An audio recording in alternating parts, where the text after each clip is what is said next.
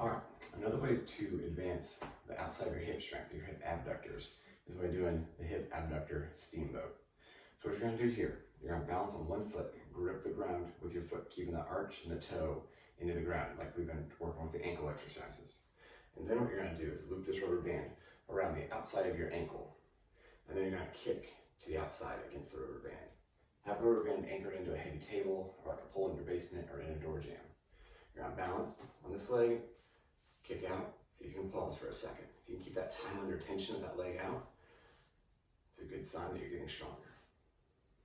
You can always use a furniture slider or your sock on a hardwood floor or tile floor to make it just a little bit easier.